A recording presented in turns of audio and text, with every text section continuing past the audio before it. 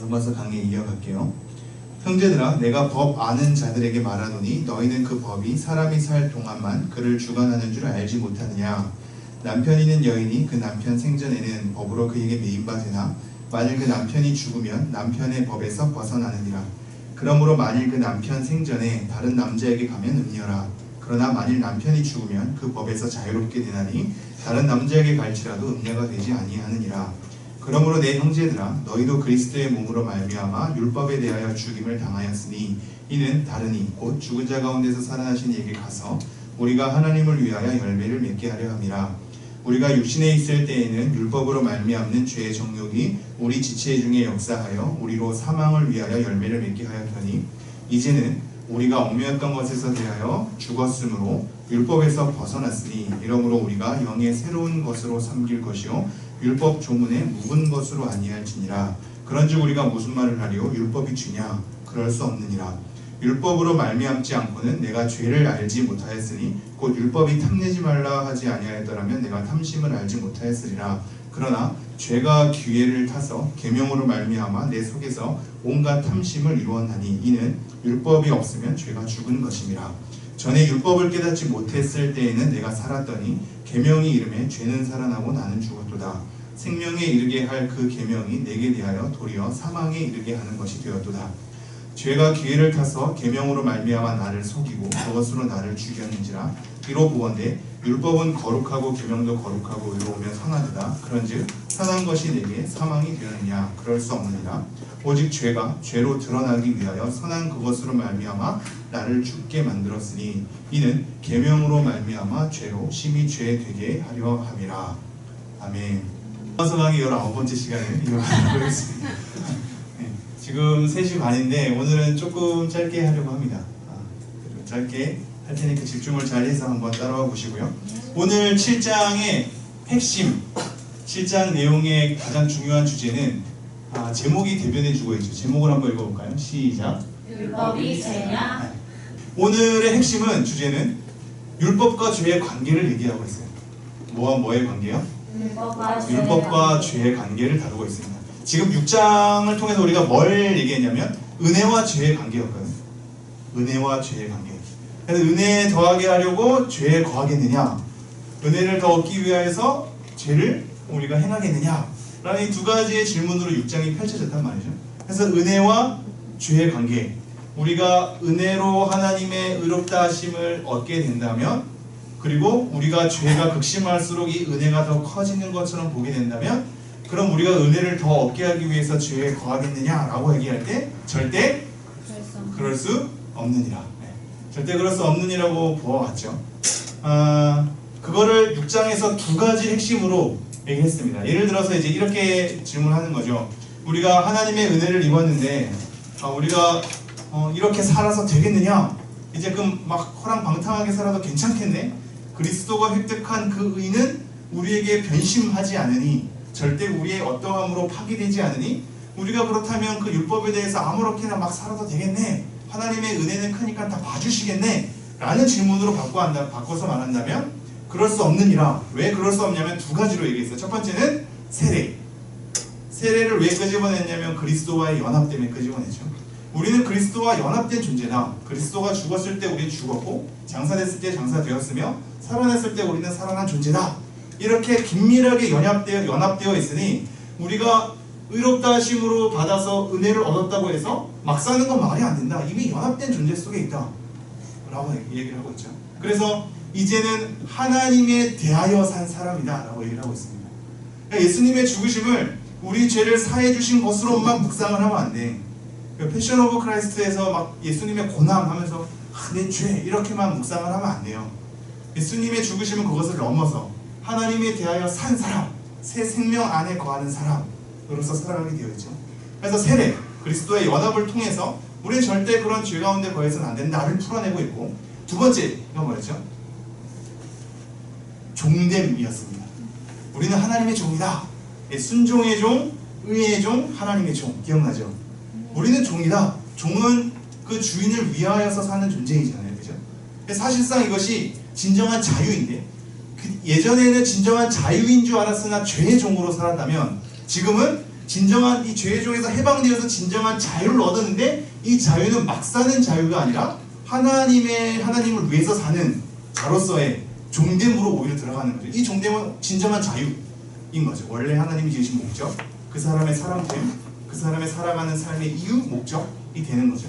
그래서 종됨을 얘기했습니다. 우리가 그리스도와 연합되었고 하나님의 종되었으니 은혜에 거하였다고 해서 막 살아도 되겠냐? 절대 그럴 수 없다. 이것이 이제 6장의 핵심이었어요. 그래서 은혜와 죄의 관계를 율법의 위치와 역할로 풀었단 말이죠. 이게 저번 주에 정리해줬던 내용이죠. 오늘은 좀 더 직접적으로 율법과 죄의 관계를 얘기하면서 율법을 드러내고 있습니다. 제가 7장 1절 한번 볼게요. 형제들아, 내가 법 아는 자들에게 말하노니 너희는 그 법이 사람이 살 동안만 그를 주관하는 줄 알지 못하느냐. 노래 들어오죠.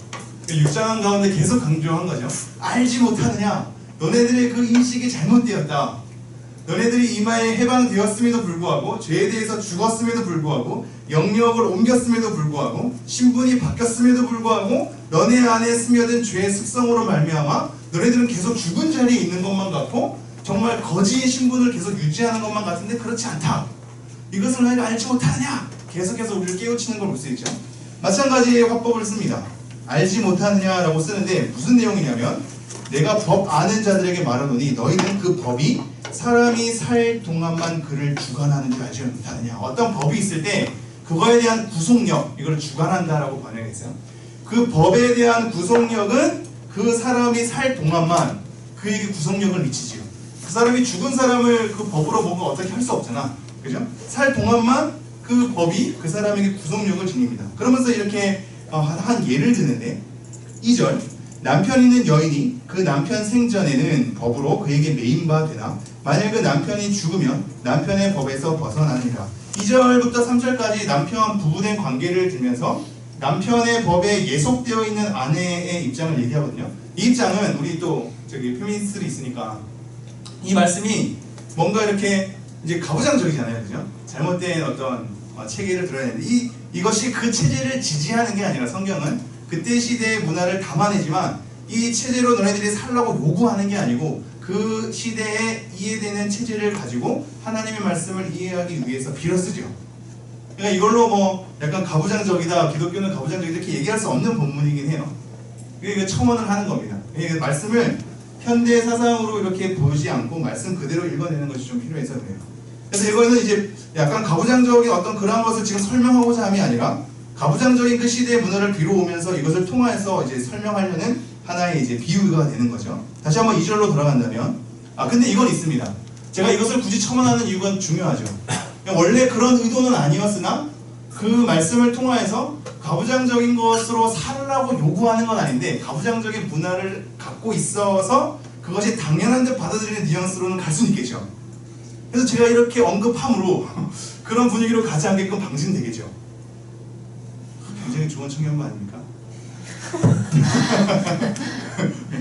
자연스럽게 그냥 내버려두면 그것이 당연한 인식으로 인식이 될 수 있어요. 한번 짚어줌으로 당연한 인식은 아니다. 그걸 요구하는 것도 아니다. 이게 비유일 뿐이며 여기서 말하는 핵심은 다른 데 있다. 이걸 이제 좀 짚어주고 가죠. 남편 있는 여인이 그 남편 생전에는 법으로 그에게 매인 바 되나. 이제 그 남편의 법에 예속되어 있는 아내를 얘기하면서 만일 그 남편이 죽으면, 이 죽으면에 좀 표시를 좀 해줘요. 성경책 있는 사람은. 왜냐면 그 전에 죽으심과 살아남 이 두 가지 대조한 거 기억나죠? 세례를 통해서 죽음과 살아남. 여기서 똑같은 거예요. 지금 똑같은 이제 패턴으로 얘기를 하고 있어. 만일 그 남편이 죽으면 남편의 법에서 벗어나느니라. 죽으면 끝나는 거야. 그 법은 그 사람이 살 동안만 구속력을 주죠. 남편과 부부된 관계를 누릴 때 남편의 법에 예속된 상태에서 이 남편이 죽으면 남편의 법은 사실상 상관없는 거야. 벗어나게 되는 거죠. 3절 그러므로 만일 그 남편 생전에 다른 남자에게 가면 음녀라. 남편이 살아있는 동안엔 예속력, 구속력이 있기 때문에 그것을 어기면 안 되죠. 그럼 잘못된 거야. 그러나 만일 남편이 죽으면 그 법에서 자유롭게 되나니 살아있는 동안만 구속력을 지니니까 죽으면 끝나는 거지. 다른 남자에게 갈지라도 음녀가 되지 아니하느니라. 이게 사실상 에베소서에 보면 예수님과 교회의 관계를 이제 부부관계로 비유를 해놓고 있거든요. 그러니까 우리가 다 이제 하나님의 또는 그리스도의 신부가 되는 거지. 그러니까 우리는 그리스도의 법에 예속된 사람이 이제 된 거죠. 기존의 아까 죄의 종, 그리고 의의 종, 이 두 가지 길만 있다 그러지 않았습니까? 죄의 종에 대해서 죽었어. 죄가 가지고 있는 불례와 사망으로 갈 수밖에 없는 형벌과 죄책에 대해서 해방되었단 말이죠. 죽었기 때문에 우리 더 이상 우리에게 뭐라고 할 수 없어. 근데 우리는 이것으로 끝나는 것이 아니라 예수님께 이제 종으로서 가고 있다 그러죠. 예수님의 법에 예속된 사람으로 가는 거예요. 여기에 대해서는 자유하고 해방되었고 다시 이제 우리는 그 남자에게 갈지니라. 이게 이제 결국 하나님인 거거든요. 이 간다라는 표현이 연합이에요. 연합. 속하다. 연합되다라는 표현이야. 이게 가는 거지. 자, 다시 한번 2절 3절. 남편이 있는 여인이 그 남편 생전에는 법으로 그에게 매인과 되나 만일 그 남편이 죽으면 남편의 법에서 벗어나느니라. 그러므로 만일 그 남편 생전에 다른 남자에게 가면 됩니다. 그러나 만일 남편이 죽으면 그 법에서 자유롭게 되나니 다른 남자에게 갈지라도 음녀가 되지 아니하느니라. 자, 이 예를 들면서 4절부터 이제 진정한 의도를 얘기하죠. 그러므로 내 형제들아 너희도 그리스도의 몸으로 말미암아 율법에 대하여 죽임을 당하였나니. 자, 율법에 대해서 죽임을 당하였다. 이 표현 어디서 많이 보이죠? 6장 2절로 가볼까요? 6장 2절. 자, 그럴 수 없느니라 죄에 대하여 죽은 우리가. 죄에 대해서 죽었다라는 표현이랑 똑같아. 죄가 율법으로 단어만 바꾸고 똑같은 표현이야. 율법에 대해서 죽임을 당하였다 라고 쓰고 있어요. 자, 이 율법에 대해서 죽임을 당한 게 누구로 말미암아요? 그리스도의 몸으로 말미암아. 6장에서도 그리스도의 죽으심과 살아남을 비유로 들면서 얘기를 했죠. 여기서도 마찬가지로 그리스도의 몸으로 말미암아 율법에 대하여 죽임을 당하였다. 죄에 대해서 우리 죽었어. 율법에 대해서도 죽임을 당하였대. 율법이 우리에게 가져온 게 무엇인지를 좀 확인을 해야겠죠. 어쨌든 지금 첫 얘기가 율법에 대해서 죽임을 당하였대요. 자, 이는 다르니 곧 죽은 자 가운데서 살아나신 이에게 가서. 이 가서는 연합이라고 그랬죠. 살아나신 이에게 가서. 이게 앞에서 얘기하는 남편이 죽고 다른 남자에게 이 다른 남자예요. 살아나신 이에게 가서 우리가 하나님을 위하여 열매를 맺게 하려 함이라. 자, 여기서 목적 두 가지가 나와요. 예수님이 왜 우리를 위해서 죽으셨는가? 예수님의 몸으로 말미암아 죄에 죽은 우리가 되게 하고 율법에 대해서 죽은 우리가 되게 하는 목적이 무엇이었는가? 이게 중요해요. 계속 제가 얘기하는 겁니다. 예수님이 날 위해 돌아가셨어. 난 죄가 용서받았어. 이제 나는 자유에 해방되었어. 이것으로 늘 끝나니까 예수님의 죽으심을 서글프게만 옛 일을 회상하는 것만, 예전에 나를 위해서 날 죽었지, 옛사람에서 이제 나는 해방되었어, 나는 이제 지옥 가지 않을 거야, 천국 갈 거야, 이런 것에 대한 해방과 자유, 기쁨만 만끽하는 것으로 끝나거든요. 용서받음에 대한 눈물로만 끝나. 근데 계속적으로 얘기하는 게 뭐냐면 죄에 대해서 죽은 우리가 이제는 하나님에 대하여 산 사람으로 새 생명 안에서 살아가는 사람이죠. 그래서 지금 예수 그리스도의 몸으로 말미암아 율법에 대하여 죽임을 당한 첫 번째 목적, 그것이 뭐냐면 죽은 자 가운데서 살아나신 이에게 가서, 이게 첫 번째야. 죽은 자 가운데서 살아나신 이에게 가서 가는 거야. 그리스도와 연합되는 거지. 그리스도와 연합되는 것으로 우리가 관계를 맺고 있다. 그러니까 하나님과 화평을 누리라. 5장부터 계속 얘기하잖아. 두 번째 목적이 우리가 하나님을 위하여 열매를 맺게 하려 합니다. 이게 두 가지 목적이 우리 얘기하죠. 그리스도에게 가는 거, 가서 연합된 관계 속에 있는 거, 그리고 하나님을 위하여 열매를 맺는 거, 이 두 가지 목적으로 그리스도로 몸으로 말미암아 율법에 대해서 죽임을 당하였다라고 얘기를 하고 있어요. 자, 5절 한번 읽어볼까요? 시작. 우리가 육신에 있을 때에는 율법으로 말미암는 죄의 종이 우리 지체 중에 역사하여 우리로 사람을 위하여 열매를 맺게 하였다. 네, 5절에 육신에 있을 때, 6절에 이제는 과거와 지금을 두 가지 대조하고 있죠. 자기의 삶에 대해서 두 가지로 대조하는 거야. 죄의 종이 되었을 때와 의의 종, 하나님의 종이 되었을 때를 비교하는 거예요. 그래서 우리가 육신에 있을 때, 즉 죄된 본성 속에서 죄의 지배 아래 있었을 때인 거죠. 이때는 율법으로 말미암는 죄의 종욕이, 자, 율법으로 말미암는 죄의 종욕을 기억해야 돼요. 왜냐하면 이것이 나중에 그것 때문에 율법이 죄냐라고 묻는 거거든요. 율법으로 말미암는 죄의 종욕, 죄의 종욕이 율법으로 말미암는데, 그러니까 이 율법 때문에 죄의 종욕이 생기는 것 같단 말이죠. 율법이 죄냐라고 나오는 질문이 흐르는 맥락이 이것 때문에 있어. 율법으로 말미암는 죄의 종욕이 우리 지체 중에, 우리의 전 인격 중에 역사하여, 일하여, 하나님의 역사, 이것은 일한다는 얘기야. 죄의 종욕이 우리 지체 중에 역사하여 우리로 사망을 위하여 열매를 맺게 하였더니, 자, 육신에 있을 때 하나님을 대적하는 자, 하나님을 떠난 자로 있을 때의 율법의 이 역할이 어떻게 되냐면 우리를 오히려 죄의 종욕이 우리 가운데 일하게 하고, 그것이 결국 사망을 위하여 열매를 맺게 하대. 따라와요? 다시 따라오니? 짧게 보기 때문에 반복 설명을 잘 안 하네요.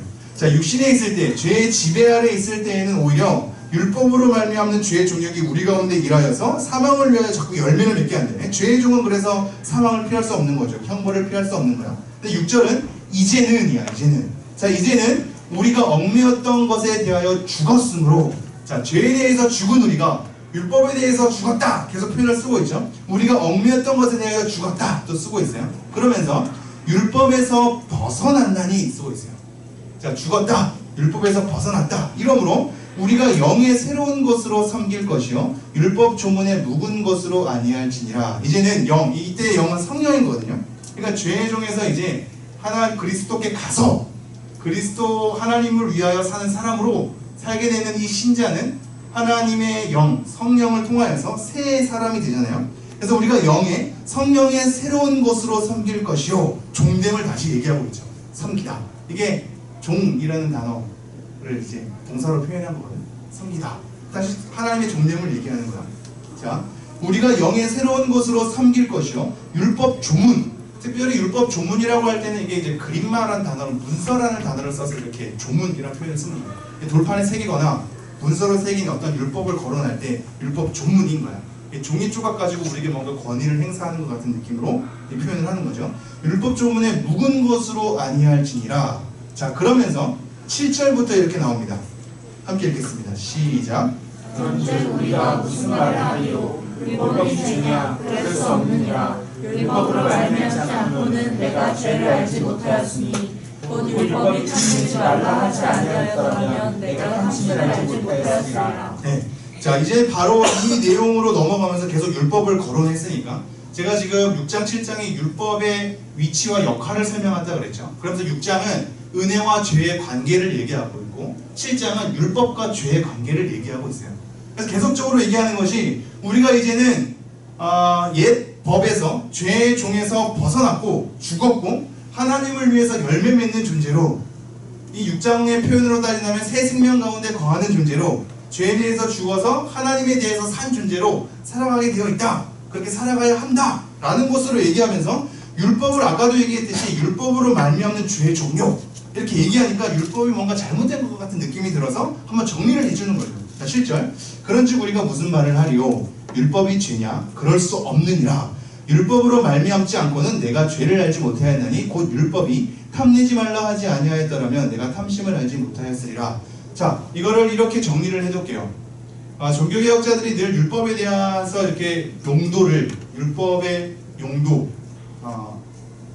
용도를 좀 더 편한 말로 어떻게 얘기했을까? 쓸모, 율법의 역할, 이 용도를 세 가지로 합니다. 첫 번째가 죄를 깨닫는 거예요. 율법의 첫째 목적은 죄를 깨닫는 거예요. 죄를 깨달으니까 어떻게 돼요? 내가 더 사망의 짐, 죄책을 지게 되죠. 이것 때문에 율법 자체가 나를 죄로 몰고 가는 것 같은 느낌이 드는 거야. 그 율법이 없었다라면 자유할 것 같은데 율법 때문에 내가 뭔가 내 어긴 것에 대한 양심의 죄책감을 받게 되는 거거든요. 그러니까 마음이 무거워지고 그것 때문에 나는 죄의식을 갖게 되고 형벌을 지게 되는 근거가 되지. 법적 판단으로 그 사람에게 형벌을 가하잖아. 이 율법이 사실상 죄가 우리의 죄됨이 율법을 통해서 드러나게 되는 건데, 이건 이따가 설명할 부분이에요. 우리의 죄됨이 율법을 통해서 드러나게 되는 건데 마치 율법이 우리를 괴롭히는 것처럼 생각한단 말이죠. 근데 그거를 정리해주고 있어. 그래서 세 용도, 첫 번째는 죄를 깨닫는 것이 있다. 율법의 첫 용도는 죄를 깨닫게 하는 것이다. 그 죄를 깨달았다는 얘기는 나아가서는 결국 사망과 죄책으로 우리를 몰고 가게 된다. 두 번째 용도는 이거야. 두 번째 용도는 그리스도께로 인도하는 거야. 율법이 우리를 사망으로밖에 가게 할 수밖에 없으니까 우리의 죄됨이 드러나서 우리에게는 이제 어떠한 구원, 생명도 없어. 그러니까 오직 우리에게는 실패뿐이요, 우리에게 좌절뿐이요, 우리에게 절망뿐이니 우리의 비참함을 알아. 오직 그리스도로만 가야지만 해방을 얻겠구나를 인도하는 역할, 두 번째 용도가 있는 거야. 이것이 율법의 제2 용도예요. 엄청난 얘기를 하는데 여러분의 눈망울이 죄와 사망의 그늘로 그러는데 세 번째 용도는 이겁니다. 세 번째 용도는 제가 계속 강조하는 거. 하나님을 제대로 섬기고 하나님을 제대로 사랑하고 하나님의 말씀을 제대로 따르기 위한 구체적 하나님의 표현, 하나님을 위한 표현이 되는 거예요. 우리는 지금 이 첫 번째 가운데 있는 거예요? 세 번째 가운데 있는 거예요? 우리에게 율법의 위치와 역할은 첫 번째예요? 세 번째에 있어요? 물론 다이긴 하죠. 다이긴 한데 우리 수민이가 그렇게 얘기하면 내가 말이 길어질 수밖에 없는 물론 신자도 제1용도 우리의 죄를 율법을 통해서 깨닫게 되죠. 근데 지금 이 1용도의 그 영역은 깨닫는 다음에 사망으로 갈 수밖에 없는 존재야. 그래서 우리를 그리스도께 인도하는 게 두 번째 용도라 그랬죠. 그래서 그리스도께 인도된 사람들은 이제 이 율법을 지키고 안 지키고로 사망으로 가거나 천국으로 가는 이 행위가 우리에게 달려있지 않고 이제 이미 그리스도께 인도된 자가 율법을 통해서 내가 뭘 성취하는 것도 아니고 내가 뭘 이루지 않아서 지옥으로 다시 가는 것도 아니고 믿음이 다시 저버려지는 것도 아니고 하나님과 연합된 관계가 끊어지는 것도 아니고 하나님의 종된 관계가 다시 한번 맺혀지는 것도 아니야. 이미 그리스도께 인도된 자는 이때 사람들의 율법은 내가 이것을 지키면 천국에 가고 지키지 않으면 지옥에 가는 불안 속에 있는 것이 아니라 하나님을 섬기고 따르고 하나님을 사랑하는 것에 대한 구체적 삶으로 나타나는 용도 속에 있다고요. 이게 지금 제가 5장부터 지금까지 계속 강조했던 부분입니다. 그래서 이 잘못된 율법의 위치로 다시 가면 안 된다 그랬어요. 따라오죠? 네. 많은 사람들이 다 고개를 끄덕이고 있는데, 자, 이 3용도를 생각하면서 7절, 그런즉 우리가 무슨 말을 하려? 율법이 죄냐? 그럴 수 없느니라. 율법으로 말미암지 않고는 내가 죄를 알지 못하였나니. 죄를 깨닫게 하는 거죠. 율법이 원래 선한 역할을 하지 죄를 깨닫게 하잖아. 너의 죄됨을 드러내잖아. 율법이 아니고서는 우리가 얼마나 비참한 존재인지 모르는 거야. 그러니까 사람들이, 하나님을 믿지 않는 사람들이 사실상 자기가 하나님을 떠난 존재가 얼마나 비참하고 얼마나 하나님을 대적하는 존재인지를 잘 모르죠. 율법을 모르니까. 우리는 율법을 통해서 우리의 죄의 비참함을 알게 되잖아. 죄를 깨닫게 하는데, 아까도 얘기했듯이 이 연결점이, 죄를 깨달은 다음에 우리는 어떻게 되죠? 굉장히 절망하게 되죠. 근심하게 되고 죄책에 시달리게 되죠.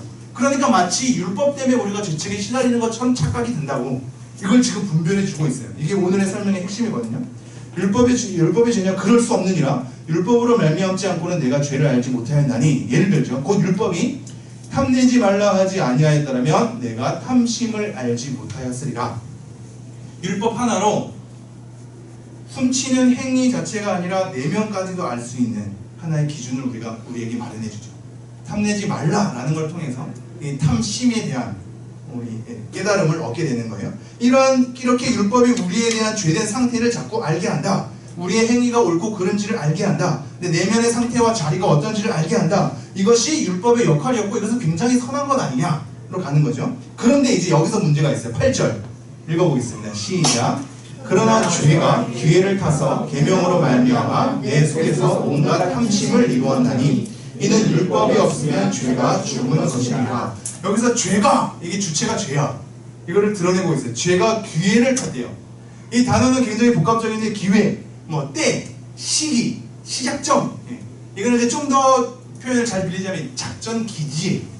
어떤 작전을 수행하는 본 기지야. 이것을 출발점과 발판으로 삼아 작전을 수행하는 거야. 이것이 기회를 탔다는 표현인 거거든요. 그러니까 제가 이것을 시작점과 출발점으로 잡아 그 작전을 지휘하는 거예요. 그렇게 기회를 타서, 때를 타서 그것을 딱 시작하는 거야. 기회를 타서 계명으로 말미암아 내 속에서 온갖 탐심을 이루었다라고 얘기하고 있어요. 그러니까 사실상 율법을 통해서 죄를 깨닫게 되는 패턴이 결국 율법이 우리를 짓누르고 율법이 우리를 스트레스 받게 하고 율법이 우리를 뭔가 더 비참한 존재로 깨닫게 하는 것처럼 보이나 그것은 사실상 율법이 하는 것이 아니라 죄가 기회를 타서 율법으로 말미암아 우리를 속이는 거다 라고 얘기를 하고 있어요. 다시 한번, 죄가 기회를 타서 계명으로 말미암아 내 속에서 온갖 탐심을 이루었나니. 자, 이는 율법이 없으면 죄가 죽은 것임이라. 이것은 5장 13절 가볼까요? 5장 13절. 거의 좀 마무리를 해야겠네요. 짧게 하기로 했으니까. 5장 13절. 죄가 율법 있기 전에도 세상에 있었으나 율법이 없었을 때에는 죄를 죄로 여기지 아니하였느니라. 이때는 율법이 없는 시대 때는 죄로 규정할 수 없다가 아니라 명확하게 율법으로 그 죄에 대한 근거를 삼을 수 있는 기준이 없었으니까 죄가 죄로 드러나지 않는, 공식적으로 선언되지 않는 상태였다라고 얘기할 뿐이지, 이미 우리는 3장에서 다 확인했죠. 그 율법이 있기 전에도 죄된 존재임을 어떻게 알 수 있는지를 다 확인했습니다. 여기서 이는 똑같은 패턴이에요. 율법이 없으면 죄가 죽은 것이라, 율법이 없으니까 죄를 깨닫지 못하는 상태고 명시되지 않으니까 내가 얼마나 죄인임을 알지 못해. 그래서 죄가 죽은 것처럼 내가 착각을 하는 거죠. 그래서 이렇게 율법이 계속 이것을 깨닫게 한다. 그래서 9절, 전에 율법을 깨닫지 못했을 때에는 내가 살았더니, 율법을 깨닫지 못했을 때에는 내가 뭔가 자유인으로 괜찮게 사는 사람으로, 아무런 잘못을 저지르지 않는 사람으로 내가 살아난 것 같아. 그런데 뭐라고 했냐면 계명이 이름에 죄는 살아나고 나는 죽었도다. 말씀이 우리에게, 율법과 계명이 우리에게 닥치니까 내가 얼마나 비참하고 얼마나 선을 이루지 않는 존재인지를 깨닫게 되잖아. 이것이 이루지 않았을 때는 나라는 존재가 괜찮아서 살아있는 존재처럼 느끼는데 계명 앞에 서니까 죄는 살아나는 거야. 계명이 우리 앞에 서니까 죄가 막 살아나고 나는 죽었도다. 우리 현상을 얘기하고 있죠. 이러면서 10절 이렇게 얘기해요. 생명에 이르게 할 그 계명이 내게 대하여 도리어 사망에 이르게 하는 것이 되었도다. 아니 율법이 우리를 더 살려야지 오히려 죽음으로 몰고 가네. 그러니까 율법이 뭔가 우리에게 잘못하는 스트레스로 작용하는 것처럼 착각을 자꾸 막 일으키는 거죠. 그래서 다시 한번 정리합니다. 11절, 죄가 기회를 타서 계명으로 말미암아 나를 속이고 그것으로 나를 죽였는지라. 사실상 하나님의 말씀을 깨닫기 전에는 내가 살아있는 것 같다는 그것은 사실상 하나님을 대적하는 삶이잖아요. 그죠? 나는 자유한 거야. 의에 대해서 자유했기 때문에 괜찮게 사는 삶으로 생각을 하는 거야. 율법이 이르기 전에는 괜찮았던 것 같아. 근데 율법이 내 앞에 이르게 되니까 죄가 막 살아나네. 나는 죽은 존재처럼 굉장히 절망과 근심에 빠지는 거야. 그래서 생명이 이르게 할 율법이 나를 사망으로 몰고 가는 이 율법은 괜찮은 거야 안 괜찮은 거야? 라고 얘기할 때 다시 한번 정리하죠. 그것은 율법이 너를 사망으로 몰고 가는 것이 아니라 죄가 그 율법으로 말미암아 너를 속이는 거다. 자, 11절, 제가 귀를 타서 계명으로 말미암아 나를 속이고 그것으로 나를 죽였는지라. 누가 나를 죽였다고요? 죄. 누가 나를 속였다고요? 죄. 근데 이 죄의 기가 막힌 기술은 뭐라고요? 율법으로 말미암아 나를 속이는 거야. 그래서 이렇게 얘기합니다. 12절, 이로 보건대 율법은 거룩하고 계명도 거룩하고 의로우며 선하도다. 자, 율법은 우리에게 죄됨을 드러나게 하니, 깨닫게 하니, 율법은 사실 선한 거였어. 근데 이렇게 드러내니까 우리가 절망으로 가기 때문에 내가 살아나지 않고 죽은 것처럼 생각되어서 율법 자체가 나에게 스트레스처럼 작용하면서 율법이 나에게 생명이 아니라 사망을 주는 것만 같아 이거죠. 근데 율법은 나쁜 것만 같은데 아니다. 뭐라고 얘기하냐면 율법은 거룩하다, 선하다, 의롭다. 이 세 가지를 얘기하고 있어요. 거룩하다, 선하다, 의롭다. 그래서 하나님께 쓰는 표현이거든요. 거룩하다, 선하다, 의롭다. 근데 계명은 원래 그렇다. 그런데 죄가 이 계명으로 말미암아 나를 속이고 나를 죽이는 거다라고 얘기하고 있어요. 그러면서 13절 이렇게 얘기합니다.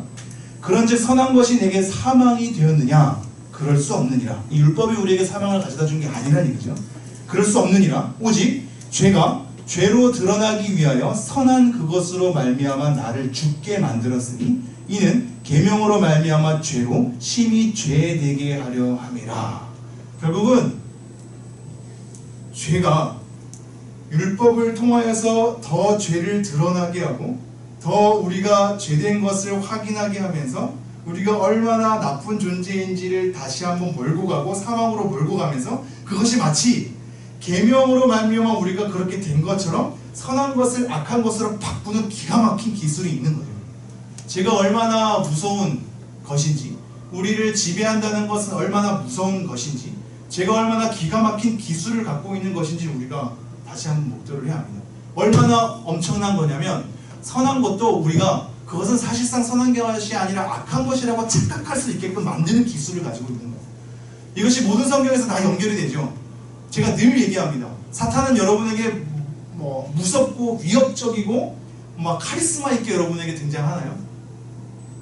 그러지 않죠. 그죠? 우리가 사탄이 그런 식으로 존재하는데 우리는 사탄을 따르지 않지. 무서우니까. 막 공포, 무서움, 협박 따라가면 나는 엄청난 일을 당할 것 같아. 근데 우리에게 사탄은 그런 식으로 다가온 적이 한 번이라도 있나요? 여러분이 죄를 그런 식으로 짓습니까? 너무나 무섭고 하기 싫고 하는데 짓습니까? 하고 싶어서 짓잖아요.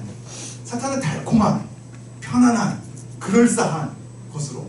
그래서 이 천사의 모습으로 이제 위장해서 우리에게 다가온다는 표현이 다 이런 말입니다. 죄도 그런 역할을 하는 거예요. 근데 이 죄가 여기서 지금 표현을 따지면 좀 더 기술력을 가지고 있죠. 그냥 죄가 달콤한 만으로 오는 것이 아니라 선한 의도로 지어진 율법 자체도 우리가 볼 때 그 율법이 악한 것으로 착각할 수 있게끔 만드는 엄청난 기술력을 갖고 있다라고 우리에게 얘기를 하고 있습니다. 이 세상의 선이 오히려 악한 것으로 취급당할 수 있는, 옳은 것이 잘못된 것으로 취급당할 수 있는, 괜찮은 사람이 안 괜찮은 사람으로 취급당할 수 있는, 정상적인 것이 비정상으로 취급당할 수 있는 기술은 죄에서 나오는 겁니다. 선한 율법의 목적이 죄를 깨닫게 하고 그리스도께로 인도하고 하나님을 위해서 사랑으로 표현하며 사랑하려고 하는 귀한 이 율법의 선 용도가 죄로 말미암아 우리를 속이고 사망으로 몰게 가게 했다라는 것을 여러분이 명심하시면서 율법이 죄냐? 그럴 수 없다 라는 이 대전제를 여러분이 잘 정리하셨으면 좋겠습니다. 다음 주가 더 중요한 내용인데요. 지금 25분 하려고 했는데 딱 30분 거의 되면은, 다음 주가 굉장히 7장의 클라이막스, 굉장히 논란의 여지가 있는, 근데 이것을 다음 주에 다뤄보도록 하죠. 제가 그때까지 살아있으니까 기도하도록 하겠습니다.